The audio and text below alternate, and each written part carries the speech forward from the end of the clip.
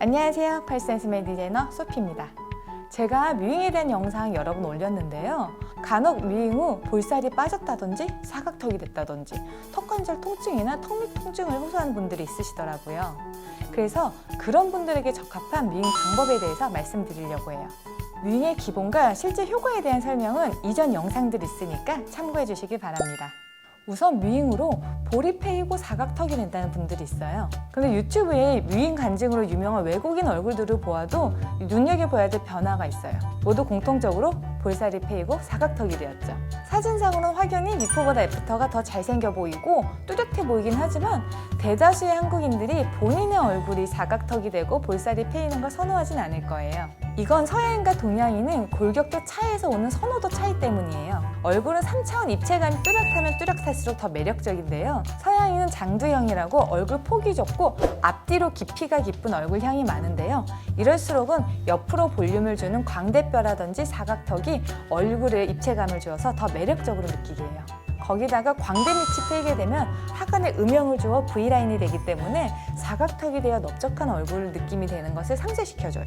그래서 얼굴이 좁고 길어 보이는 걸 선호하지 않는 서양인의 입장에서는 사각턱이 되고 음영이 생기는 것은 긍정적인 변화로 받아들일 수밖에 없는 거죠.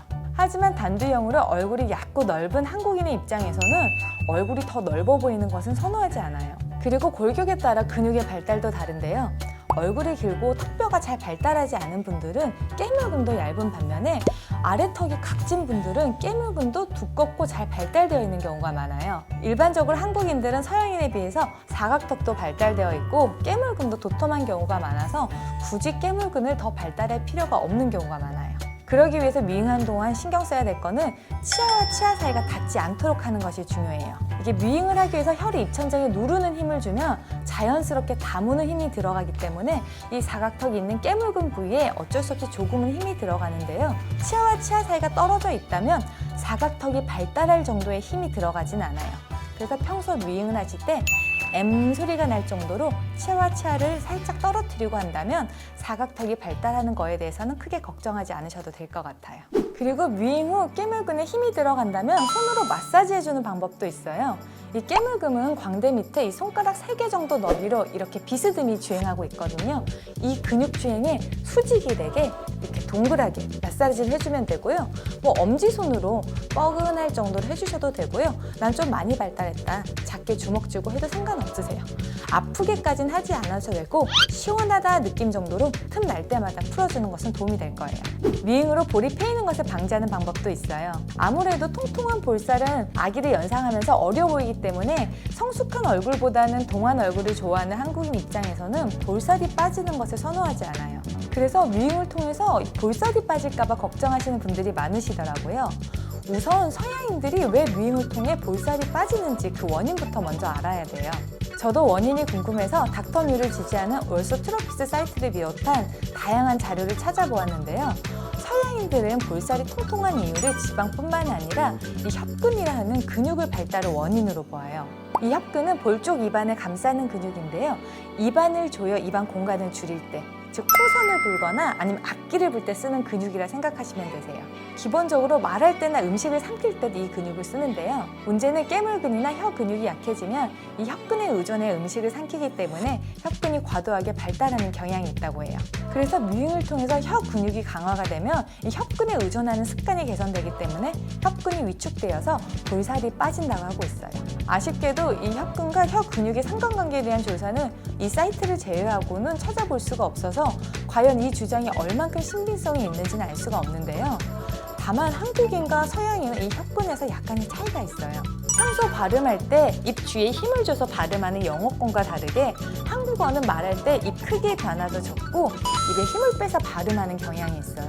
그렇기 때문에 한국인들은 기본적으로 협근이 그렇게 발달해 있는 경우가 많지 않아요. 즉 뮤잉을 통해 위축된 협근이 별로 없기 때문에 협근이 위축되어 살이 빠질 것은 크게 걱정하지 않으셔도 된다는 거죠. 그럼에도 불구하고 뮤잉 후에 볼페임이 생겼다는 분들이 있으세요. 그건 아마도 뮤잉 중 입안에 수축한 힘이 들어가서 오히려 협근이 단단해져서 생겼을 가능성이 높아요.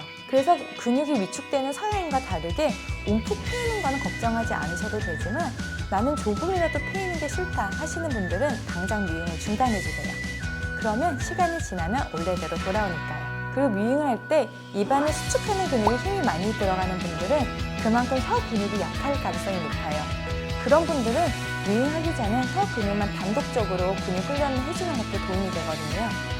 제가 이전에 올린 초보자를 위한 이중턱 운동법이 이 혀 근육 운동법에 대한 방법들이 있으니 혀 근육 약하신 분들은 보시는 것도 추천드립니다. 뮤잉의 부작용으로 치아가 틀어진 것 같다는 분들도 있으세요. 치아의 위치는 주위 환경과 평형을 이루는 위치에 존재하는데요. 입술에서 치아를 미는 힘과 혀가 치아를 미는 힘이 평형을 이루어 위치를 유지하고 있는 거예요. 그런데 혀가 바른 위치에 있지 않으면 이 밸런스가 깨지면서 치아 위치가 바뀔 수 있어요. 아주 약한 힘이라도 하루 6시간 이상 꾸준히 힘을 주면 치아가 움직일 수 있어요. 그래서 뮤잉할 때 주의해야 될 점은 절대 혀가 치아에 닿으면 안 됩니다. 뮤잉은 강한 힘으로 지속적으로 힘을 주기 때문에 치아를 이동하는 변화를 줄 수가 있고, 그리고 이러한 변화는 어떤 방향으로 얼마큼 이동하는지 예측할 수가 없어요. 그리고 제가 개인적으로 성인에게 뮤잉을 하루 종일 하는 것을 권유하지 않는 이유 중 하나예요.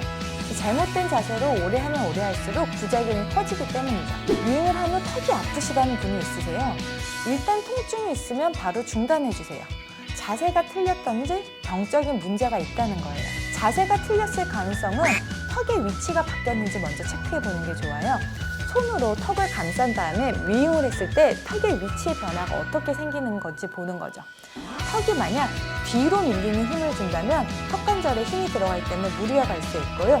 반면 사각턱, 깨물근 부위에 힘이 들어간다면 과도하게 다무는 힘이 들어가는 거니까 아까 설명드린 것처럼 입을 벌리고 하면 조금 도움이 될 거예요. 그리고 뮤잉할 때 턱 밑 근육이 볼록 튀어나온다면 그만큼 혀 근육이 약해서 다른 근육을 많이 이용해서 뮤잉을 하는 거기 때문에 그럴 경우에는 뮤잉을 중단하고 제가 아까 말씀드린 초보자를 위한 이중턱 스트레칭을 통해서 혀 근육을 먼저 단련시키는 것도 추천드려요.